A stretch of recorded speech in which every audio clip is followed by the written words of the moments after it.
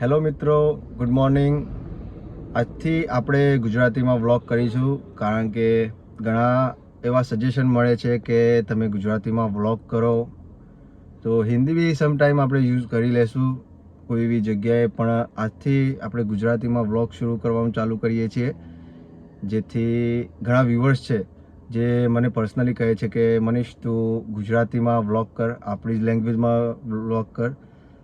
જો કે ગુજરાતી પણ આપણી છે, હિન્દી પણ આપણી છે, પણ ગુજરાતીમાં કોઈ આમ ખાસ એવા વ્લોગર્સ જોયા નથી. એના કારણે એમનું કહેવું છે કે ગુજરાતીમાં વ્લોગ કર, બહુ સારું કરી રહ્યો છે તું. તો આથી ગુજરાતીમાં વ્લોગ આપણે શરૂ કરીએ કારણ કે જે જોતા હોય એ આપણને આપણા માટે સારું સજેસ્ટ કરતા હોય છે.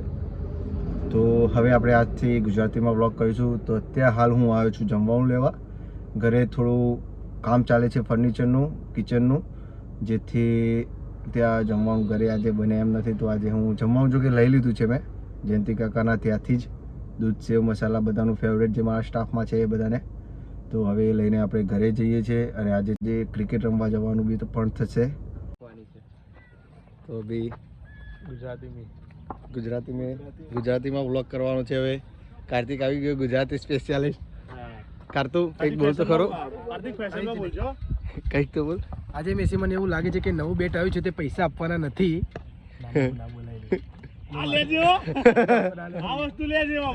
નવું બેટ વિશે તમે કઈ કહેવા માંગો છો? નવું બેટ લેતા આવો, જાઓ અનબોક્સિંગ કરો એનું. તો હવે મેચ રમવા આવી ગયા છીએ અમે.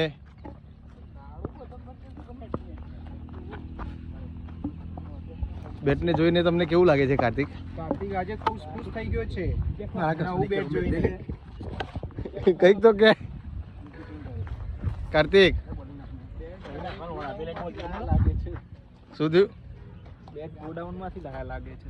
બનાવરાયું લે ડાયરેક્ટ. કોને બનાવરાયું? સેમી બનાવરાયું. બે શબ્દો બેટ વિશે તમે કહેશો? ક્યાંથી બેટ છે?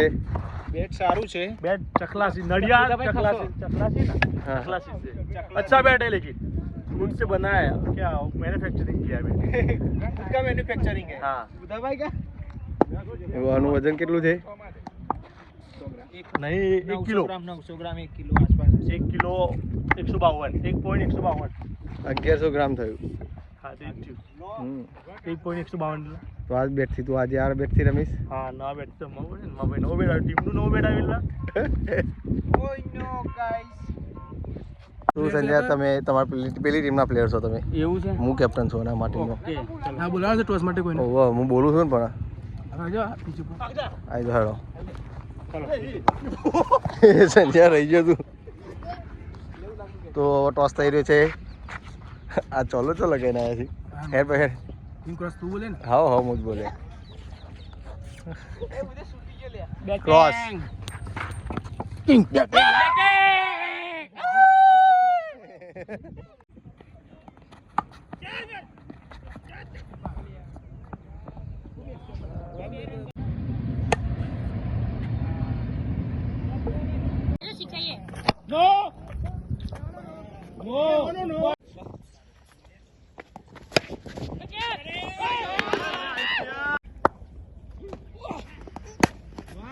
नियम नहीं બધા નિયમ છે.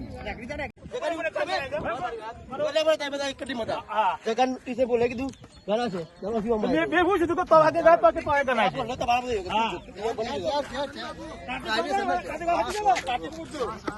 ચાર ચાર ચાર ચાર ચાર રન.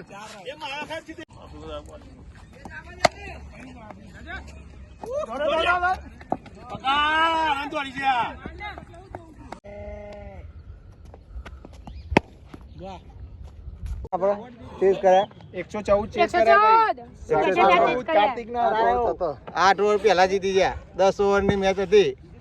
કાર્તિક ને બહુ બધી હલકાઈ કરતા પણ મેળ આવ્યો નહીં. 114 કરીને તો બહુ હતા થઈ રહે.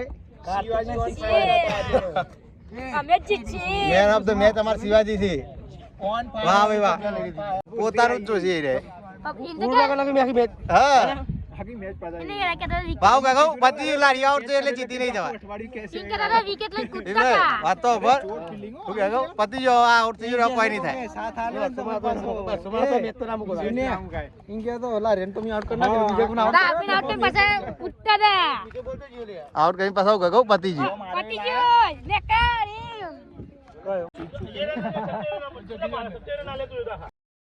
तू नहीं बोला कुणा तुला दूध मारा भाई लारिया बदले तो वन मार ताड़ा कोई लारिया ऑलराउंडर से ताड़ा उसमें क्या है दो पहले फटाफट नहीं टीम बुलाई है वो टीम बुलाई लागे ना लाखड़े वाले चोर आए रात के लाके उठाए આપણા ગામનો ભાઈ જોવા અરે આ કાઢાઈ જતા કે ગંડા આદમી ને આ બા તો લા જવાય લેવા गांव में घूमने के लिए गए तो लाके उठा लिए बैरो फाड़ी गया वो वो क्या ચિત્તો જી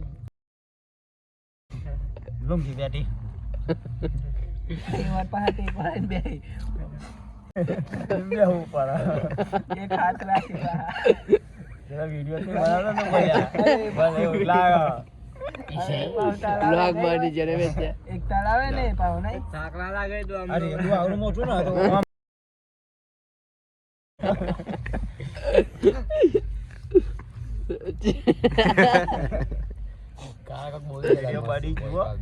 लॉग भाई जा मत यूट्यूब में आए तो वायरल થઈ ગયો દીવાન હા હું વાલી છે ને એટલે તું મારો દીપાલ હા વાલી હે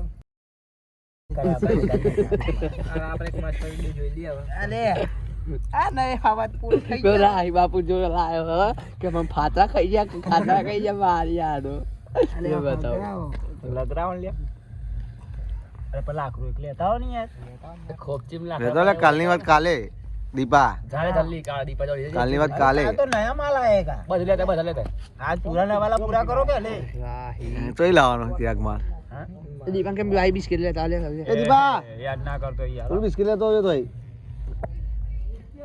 લે તું બોલ પાય હું બોલું એમ એટલે મારા મગજમાં હું યાદ કરતો તો એ રીજ પીઠી લગાવવાની અને ચિરાગ કાપડ ઘરની લાયા હોય ઉમેરવાની